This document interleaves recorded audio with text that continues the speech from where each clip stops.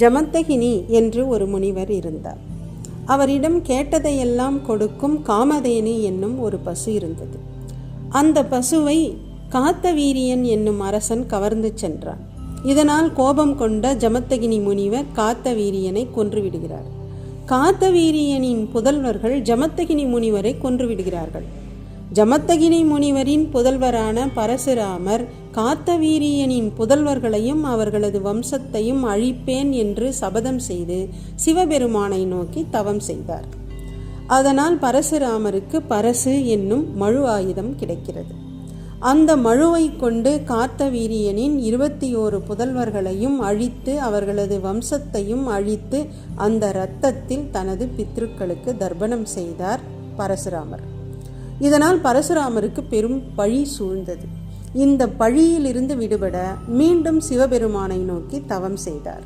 அப்போது அவருக்கு ஒரு எண்ணம் தோன்றியது. மறையவர்களுக்காக ஒரு நாடு வேண்டும் என்று நினைத்து வருண பகவானை வேண்டி தனது மழு ஆயுதத்தை தென்கடலில் எறிந்தார். அந்த மழு விழுந்த இடம் மறையவருக்கு அளிக்கப்பட்டது. அதுவே மலைநாடு எனப்படும் மலையாள நாடு என்கிறது புராணக் கதை. அந்த மலையாள நாட்டை சேர மன்னர்கள் ஆண்டதால் அது சேர நாடு என்று சொல்லப்படுகிறது. அந்த நாட்டில் பவளம், சங்கு, உப்பு முதலியன கிடைக்கும் கடல் வளமும், சென்னல், வாழை, தென்னை, பாக்கு இவைகள் கிடைக்கும் நிலவளமும், அகில், சந்தனம், தந்தம் இவைகள் கிடைக்கும் மலை வளமும் கொண்ட நாடாக இருந்தது அந்த மலைநாடு. அந்த மலைநாட்டில் செங்குன்றூர் என்று ஒரு ஊர் இருந்தது. அவ்வூர் இப்போது திருவாங்கூர் கொல்லம் துறைமுகத்திலிருந்து கீழ் திசையில் 12 மைல் தொலைவில் உள்ள செங்கன்னூர் என்னும் ஊராகும். அங்கு கடலில் கிடைத்த முத்துகள், யானை தந்தத்தில் கிடைத்த முத்துகள், மூங்கிலில் கிடைத்த முத்துகள், கரும்பில் கிடைத்த முத்துக்கள் என்று வகை பிரித்து பெண்களின் சிரிப்பு முத்துகளோடு சேர்த்து கோர்க்கும் பெருமை வாய்ந்த ஊராக செங்குன்றூர் இருந்தது. அது அன்னப்பறவைகள் நடைபழகும் அழகான வயல்களையும் மிகுந்த வேளாண்மையால் வளமை பெற்ற ஊராகவும் திகழ்ந்தது. செங்குன்றூரில் வேதங்கள் சொல்லும் நெறியில் ஒழுக்கம் தவறாமல் வேளாள பெரியோர்கள் வாழ்ந்து வந்தார்கள். அந்த ஊரிலே வேளாளக்குடியிலே விரண்மண்ட நாயனார் என்னும் சிவனடியார் பிறந்தார். அவர் கிபி 840 முதல் 865 ஆண்டுகளில் வாழ்ந்தவர். 8ஆம் நூற்றாண்டில் வாழ்ந்த சுந்தரமூர்த்தி நாயனாரின் சமகாலத்தவர் என்று சொல்லப்படுகிறது. விரண்மண்ட நாயனார் சிவபெருமான் மீது அளவு கடந்த பக்தி கொண்டவர். அவர் சிவன் பற்றை தவிர வேறு பற்றை அறியாதவர். சிவன் அடியார்கள் மீதும் அளவு கடந்த பக்தியும் பரிவும் கொண்டவர். பல சிவ தலங்களுக்கு சென்று சிவபெருமானை வழிபடும் வழக்கம் கொண்டவராக விரண்மண்ட நாயனார் வாழ்ந்தார். அவ்வாறு அவர் சிவதலங்களுக்கு செல்லும் போது முதலில் சிவனடியார்களை வணங்கிவிட்டு பிறகு சிவபெருமானை வணங்கும் இயல்புடையவராக இருந்தார். தியாகேச பெருமான் என்று பெயரோடு வீற்றிருக்கும் சிவபெருமானை வழிபடுவதற்காக ஒரு நாள் திருவாரூருக்கு வந்தார் விரண்மண்ட நாயனார். முதலில் திருவாரூரிலே சிவனடியார்களை வணங்கிவிட்டு பிறகு திருக்கோயிலுக்கு சென்று தியாகேச பெருமானை வணங்கினார். இவ்வாறு பெருமானை வணங்குவதற்காக சில காலம் திருவாரூரில் தங்கியிருந்தார். அப்போது ஒரு நாள் விரண்மண்ட நாயனார் திருவாரூர் கோயிலின் தேவாசிரிய மண்டபத்தில் சிவனடியார்களுடன் அமர்ந்திருந்தார்.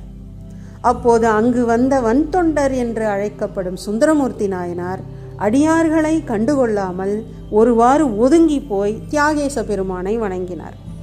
இதை கேட்ட விரண்மண்ட நாயனார் அடியார்களை வணங்காமல் சென்ற வன்தொண்டரான சுந்தரரும் சிவனாரும் அடியார் கூட்டத்திற்கு புறம்பு என்று கூறினார்.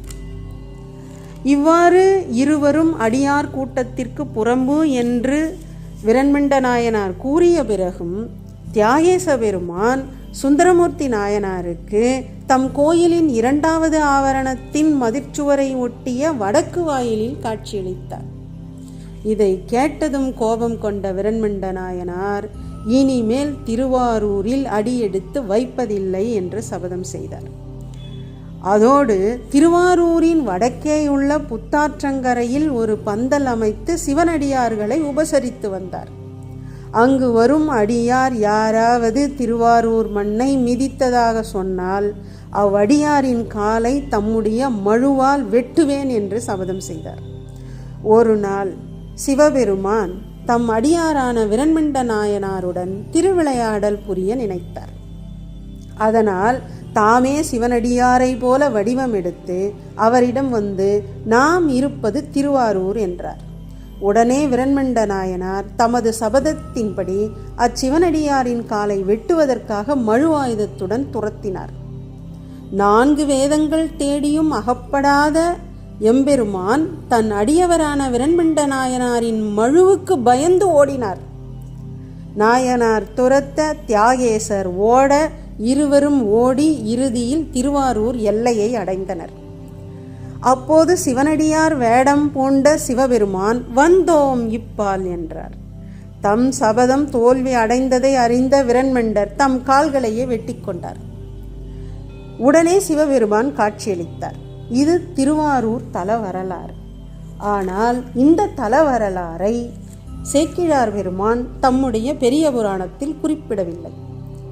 அவரது கூற்றுப்படி இருவரும் சிவனாரும் சுந்தரரும் அடியவர் கூட்டத்திற்கு புறம்பு என்று கூறியவுடன் அதை கேட்டு பதைபதைத்து போன சுந்தரமூர்த்தி நாயனார் விரண்மண்ட நாயனார் அடியவர்கள் மேல் கொண்டிருந்த அன்பை நினைத்து வியந்து தன் தவறை உணர்ந்து நாயனாரை வந்து வணங்கினாராம்.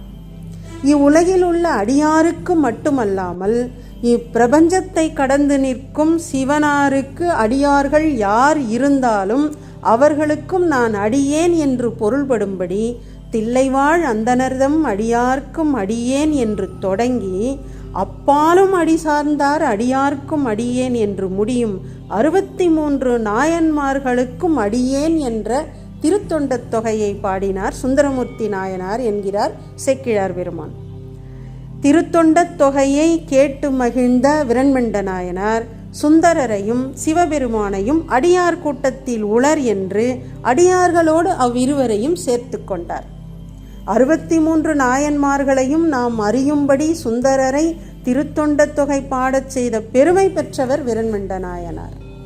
தன்னையும் தம் தோழரான சுந்தரரையும் அடியார் கூட்டத்தில் சேர்த்து கொண்டதால் உள்ளம் மகிழ்ந்த சிவபெருமான் தனது சிவகணங்களுக்கு தலைவனாக இருக்கும் கணநாயகர் பதவியை விரண்மண்ட நாயனாருக்கு அளித்தார். விரிபொழில் சூழ் குன்றையார் விரண்மண்டற்கடியேன் என்று சுந்தரமூர்த்தி நாயனார் தனது திருத்தொண்டத் தொகையில் பாடும் விரண்மண்ட நாயனாரின் திருத்தொண்டை போற்றி அவரது திருவடிகளை வணங்கி சிவனருள் பெறுவோம். விரண்மண்ட நாயனாரின் குரு பூஜை சித்திரை மாதம் திருவாதிரை நட்சத்திரம் வரும் நாளாகும். திருச்சிற்றம்பலம்.